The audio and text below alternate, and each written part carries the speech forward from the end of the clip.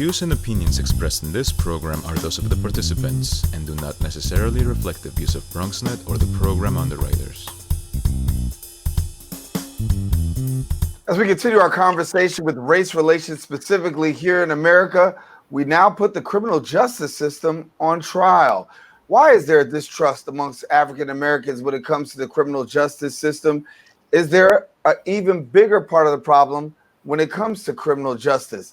That goes front and center on this edition of Perspectives with yours truly, Daren Jaime. What's on your mind? Express what's on your mind. What's on your mind?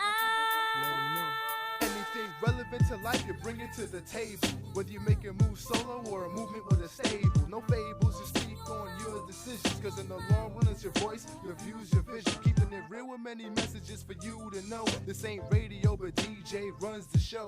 Entertainment, he rocks it. Politics, he locks it. The host with the most would handle any topic. Don't forget to share your perspective with shines of light. Cause it might make a difference in someone else's life. Make a difference in someone's life. Express what's in your heart and your mind. Share your perspective. What's your perspective? Let them know.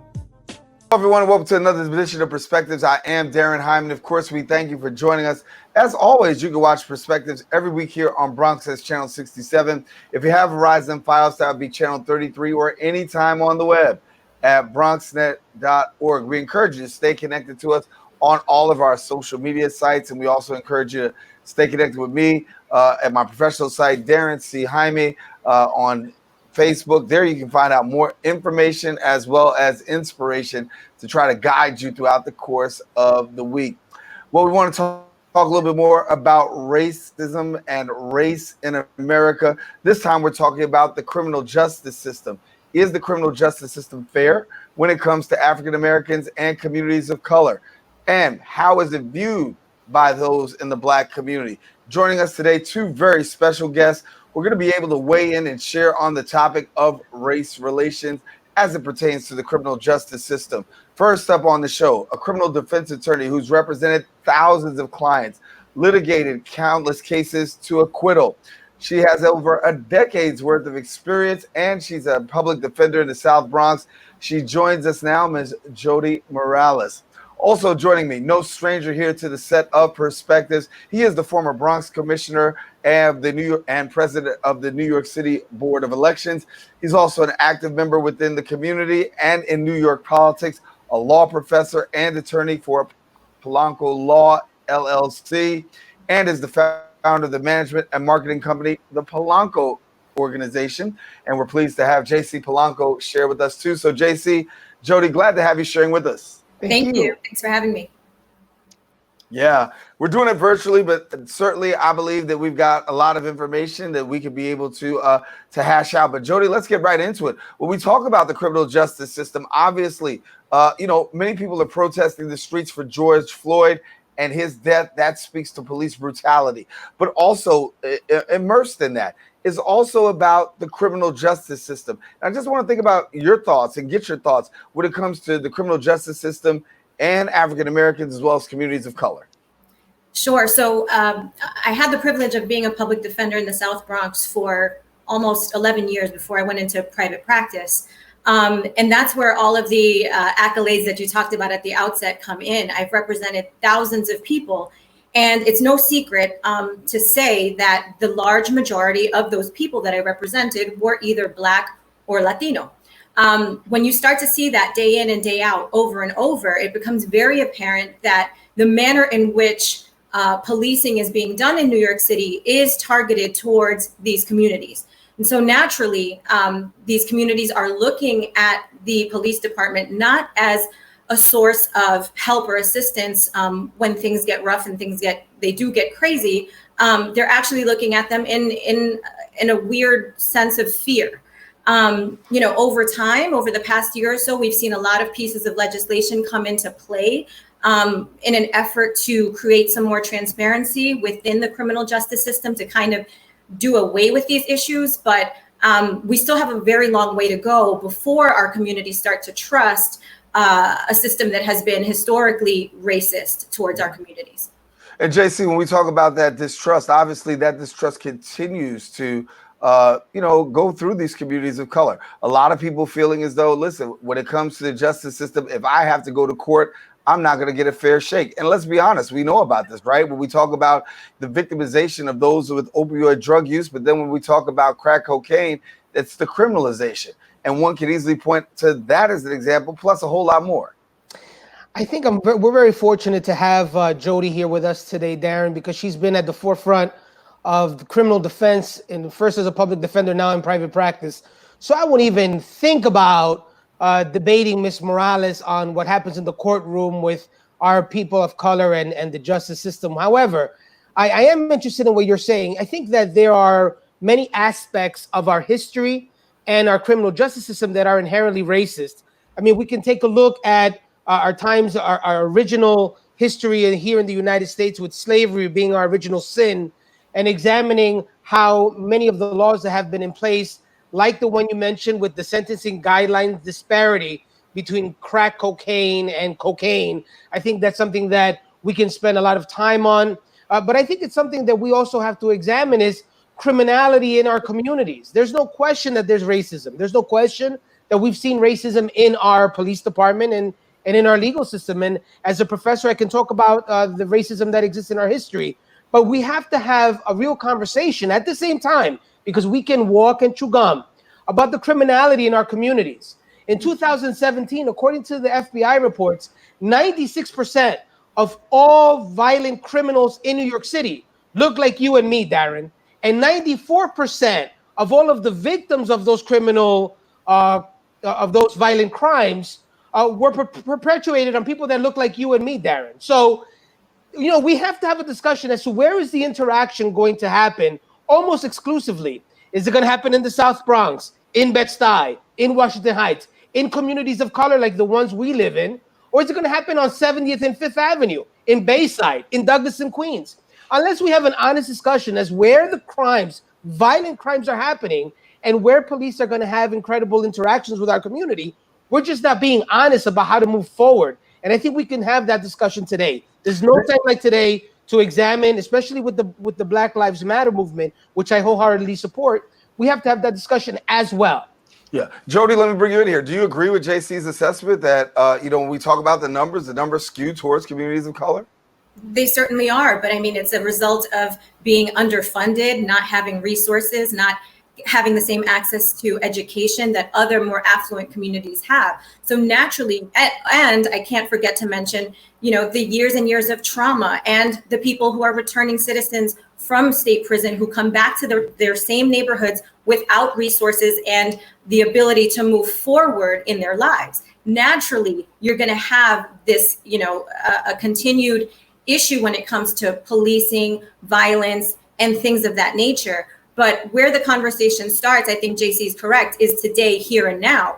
And rather than, shifting all of this burden onto the NYPD, which, let's be honest, many of the police officers don't come from our neighborhoods, aren't adequately taught how to police in a more compassionate way. If we're putting all of the pressure onto those folks instead of looking within and looking for ways in which to, police our own neighborhoods, we're going to continue to have these issues. Yeah, I want to talk about numbers, because when you talk about numbers, JC, and I'll take your example. You say that, violent crimes, of course, occurring in communities of color. Let's talk about arrest rates. But when we talk about arrest rates can also be determined by enforcement, right? And there is specific enforcement. If we're looking right now and we talk about social distancing, and we can see the things that have happened by way of social distancing in communities of color, but then I look at an Orthodox Jewish community who is not social distancing, I see arrests, I see things happen. But then on the other side, I look at the Orthodox community, I see a pass being given.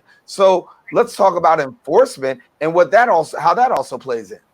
I don't think, debate isn't whether or not, I don't think I'll ever debate in the negative that there has been racism in our criminal justice system. There has been.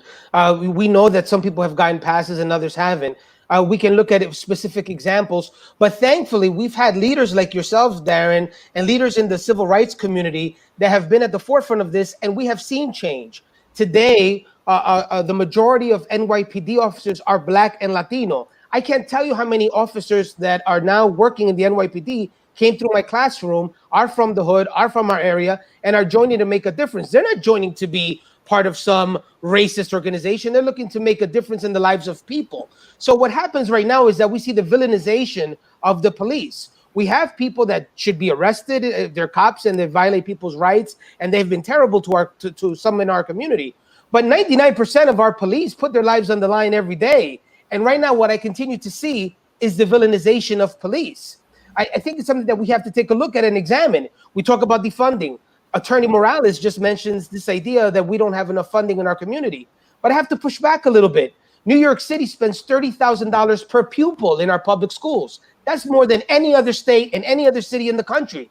We spend hundreds of billions of dollars in making sure that there is a social safety net for people who can't afford food, who can't afford rent, who can't afford health services. We as taxpayers come in and provide for people who can't provide for themselves. I mean, at what point do we stop villainizing police, start looking from within? I think that's very important for that to happen. Well, I mean, what I can say in response is that, I understand the numbers sound great. It sounds like we're doing a lot, but in practice, when you're in a courtroom and you have someone who is addicted to drugs and who is released without any place to go, without money in their pocket to even get on the train, without having to, potentially get in trouble again for jumping the turnstile, that's a significant issue. While the numbers seem wonderful, in practice, it's not actually as wonderful as it actually, seems. So I think that, the villainization of the entire department perhaps is not the right way to go. And of course, people have taken this concept of defunding and reduced it to a hashtag that doesn't actually talk about all of the nuances that come into play. But there has to be a concerted effort to shift those funds so that they're actually being allocated to make a difference on a one-on-one basis. Josie, we're going to pick this up right after the break. Got to continue with this conversation. We are going to talk about defunding the police department. We know that there have been municipalities across America that have now begun. And then we also see a divestiture of sorts of corporations now saying that they will invest into communities of color. That, where we return here on Perspectives.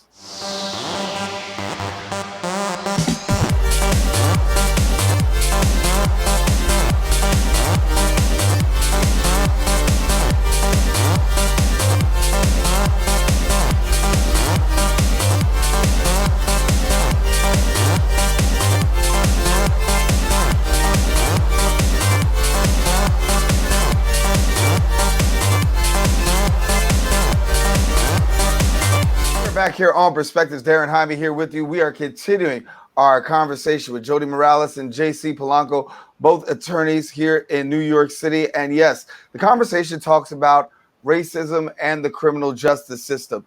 Before, we talked a little bit more about defunding police. And I know, Jodi, you were in the process of making a point, kind of sort of, but overall, as we're seeing it, right, we're seeing more and more people say, listen, we're gonna divest from police and actually put that money elsewhere. So say, for instance, somebody says, I'm going to take money away from the police department and put it towards the police athletic league or community programs. Good idea, bad idea? I mean, I think it's a great idea. I mean, but we also have to be smart about this. Again, defunding doesn't mean we're taking it away and we're just, blindly putting it in places that we think sound better. We also have to think about the manner in which we are training our police officers, the manner in which we are recruiting them.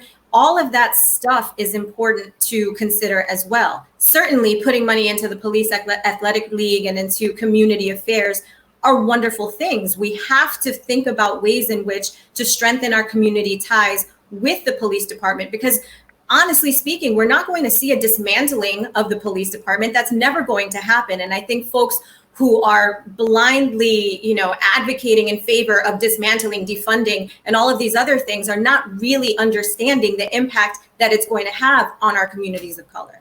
Mm-hmm. And JC, I'll let you jump in here too, but I also want to talk about this particular topic too, the decriminalization of marijuana, right? We know that that's something that is, has adversely affected communities of color. Do we see this nationwide, given the fact that the legalization of marijuana is going forward? Obviously, for a lot of people, this is something that's important when you talk about criminal justice reform. Well, you're talking about a couple of different things, Daren. I can't understand how how we can allow for people to profit off of selling marijuana and see it happening in state after state and see people make millions of dollars from selling marijuana while there are people with marijuana convictions in their record and people that are in prison for it. I think that's just completely immoral, and it's something that has to be addressed. Before we talk about decriminalization and legalization, we have to talk about clearing up all of the records of everyone who has convictions with marijuana. And I think that's something that we all could agree on, I hope. But to the point about defunding and the campaign for defunding that we are currently seeing throughout the streets, it's something that I think is completely crazy to do in an election year. Look, I have to be honest, a lot of the people that are pushing for these types of reforms are not supporting the current administration in the White House. And I don't understand, and this is where I have to put my political consultant hat on. I don't understand how in good conscience you have people that are campaigning on an issue of defunding the police department when you need 270 electoral votes in order for Joe Biden to win the White House. You have young people who in the midst of protests that are actually getting some victories done. We see victories across the country on reforms. Now, all of a sudden, they are recklessly talking about defunding the police. I mean, I just talked about the fact that in New York City alone, over $30,000 per pupil is invested. That's more than any state or city across the country. We spend hundreds of billions of dollars in social services for our people. When you look at the kind of money that's going into programs, how can we in good conscience say that we're going to take money away from the police department that is protecting the number one terrorist target in the world, New York City, the largest city in the country? We're going to say in good conscience, we're going to take money away from you to give even more money to places where we're already inundating with funds. The money in these programs isn't the issue. It's not the basketball programs that's the issue. We already are overcompensating for that. The question is, we really have to take a look at criminality in our communities and how police can better relate to people of color. It's not about defunding any police department. As a matter of fact, if this continues, I'm telling you, it's going to help the president's reelection efforts. All right. Well, let's talk about this then. So we talk about what the problems are. How do we make it better? I'm going to start with Jodi, right? Jodi, I mean, when we look at reforming criminal justice reform, let's go through your lens. What do you think needs to happen in order for criminal justice reform to look fair and not to look fair, but just to be fair? How about that? Let's forget about the look. We've all been looking for a look for a minute. Let's be fair, right? Let's be fair. If we're talking about equity, we can't really get into that conversation before talking about transparency. And I think at the outset of this interview, I touched upon that. But, it wasn't until last year that we saw a change in discovery laws. That in and of itself made things quite more equitable for defense attorneys. And in turn, it helps us to counsel our clients so that they can make the appropriate decisions they need to make on their cases. And then, of course, we just saw 50A, the push to repeal 50A. That's another measure of transparency that is critical in order for the criminal justice system to even begin to start to shape in a more equitable way. I've experienced the change in the discovery laws. I find it to be a lot more helpful to me. I don't know exactly how this change with 50A is going to play out, but I can say that it's extremely powerful for an attorney to have access to disciplinary records, to records that, quite frankly, can discredit a police officer in a case where, for example, our client is accused of, let's say, hitting a police officer when in fact it was the police officer that started or made the situation worse than it needed to be. So, again, transparency within the criminal justice system is just the beginning. That's not going to undo, years and years of systemic racism, but it's a start. JC, 50A, yay or nay? I'm concerned. I really am. I'm concerned about a couple of things. Look, we continue to see, this is just, it sounds very good. And when Attorney Morales talks about it, it's almost like, wow, kumbaya all the way. It sounds great, doesn't it? But the fact of the matter is that you have the 50A protection was there for a reason. It wasn't there to allow cops to continue brutalizing people, the bad cops to continue doing that. It was to protect police officers from organized campaigns against them individually and to hold their disciplinary records as a method, almost as if to bribe them not to do things. There's a reason why that's there. I'll give you an example. If I can just go to a police officer's record and see how many times he's been accused of something, well, that can give me ammunition to keep accusing him of something or her of something to get them in trouble. Now, that's a problem considering this, that last year alone, well over 5,000 complaints were filed against police officers for a whole host of reasons. Yet only 289 were deemed valid. Now, that's not by some internal affairs or by some police fraternity. That's by organizations that are comprised of people that are trained to hear these and give disciplinary recommendations, comprised of people in the criminal defense world and people in the police world. So you have to remember, just because a mere accusation is made against a police officer, it doesn't mean that actually transpired. I am all for transparency, but what's the cost? You know, eventually what you're going to have, and Attorney Morales and Daren, this is important.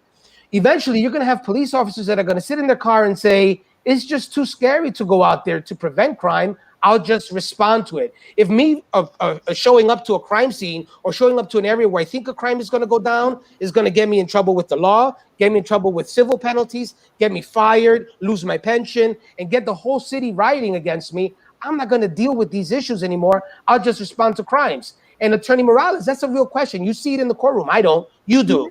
So the question is, you know, are police officers going to just sit in their cars? The risk is too high to get out and try to stop a crime. I'll just respond. But let me ask you this question, right? So on one side, and I'll go, you know, Attorney Morales can speak for herself, right? But on one side here, you got an officer, and you've got a judge, you got or a jury possibly, and you've got these records, right? When you look at somebody and you bring them in before trial, sometimes their record, that person, the defendant's record, comes into play. It can be used as evidence. Why not, on the other side, have a police officer's record also be a part of that evidentiary experience? Absolutely. I mean, it does come into play. It does have to come into play, because whether this officer is credible or not is going to be a huge factor at a trial. That's the whole point of having a trial, right?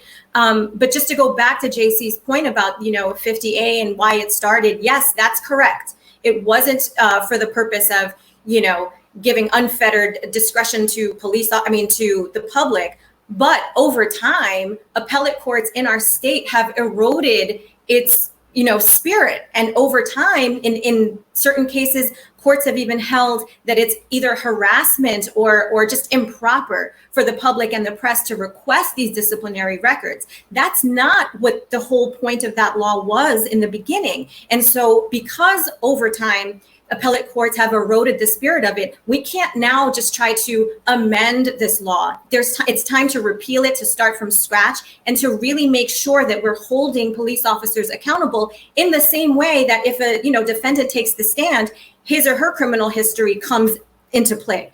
Right. Yeah, okay. But that's the thing with Daren. This is the point. Let me take a break. I'll be back. I promise. I promise you, I'm gonna take a break. You gonna get your chance to talk right after the break. Can I take one? All right, let me go to a break. I'll be right back. JC and Attorney Morales, be right back.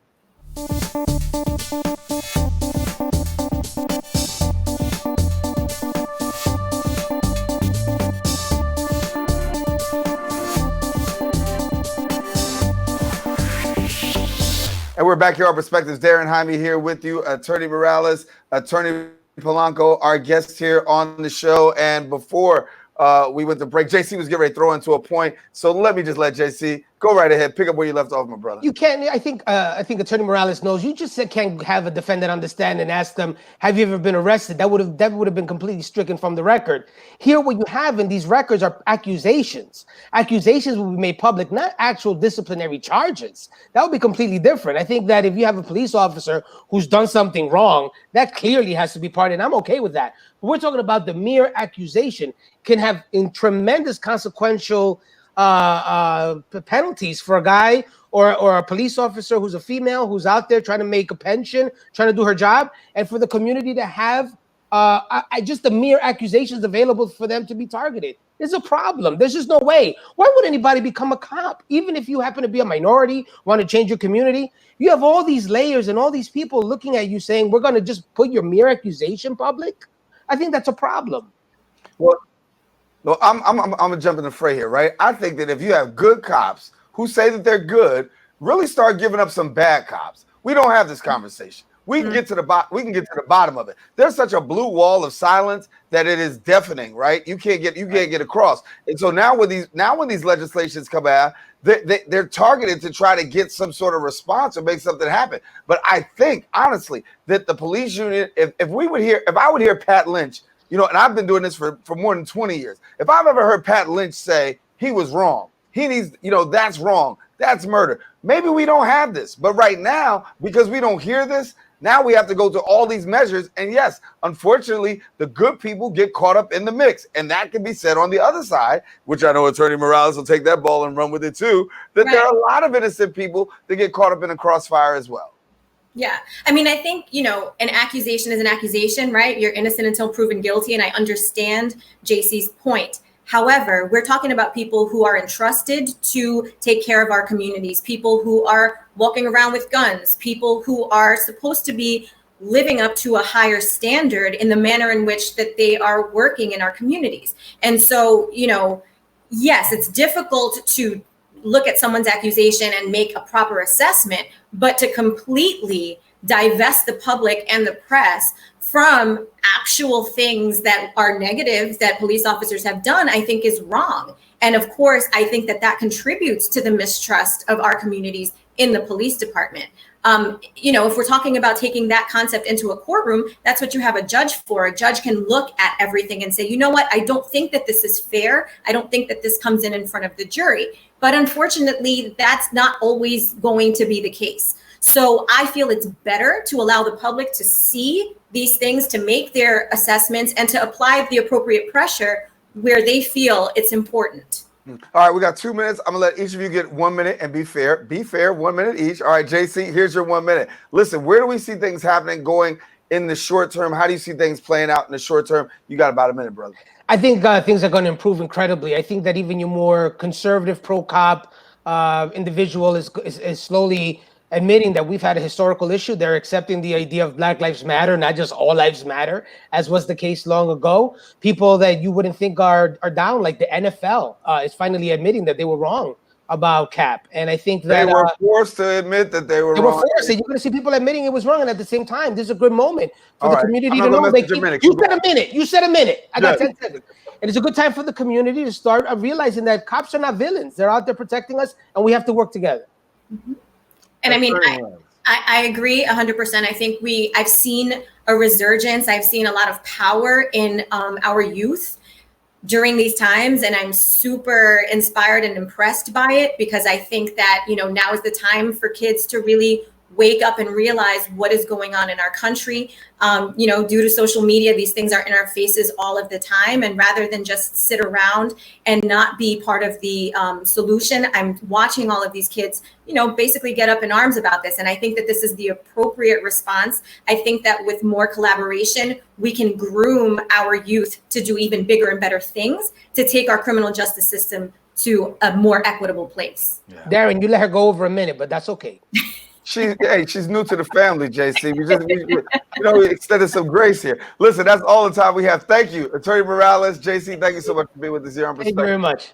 I know that it's a good show, because guess what? A half hour goes by quick. When a half hour goes by quick, you know that it's been a good show, and it has been. Certainly, we invite you to stay connected to us here on Perspectives every week on Bronx's Channel 67, Verizon Fios Channel 33, or anytime on the web at bronxnet.org. For all of us here on the set of Perspectives, I'm Daren Jaime saying take care, God bless. Make sure you share your perspective with somebody else.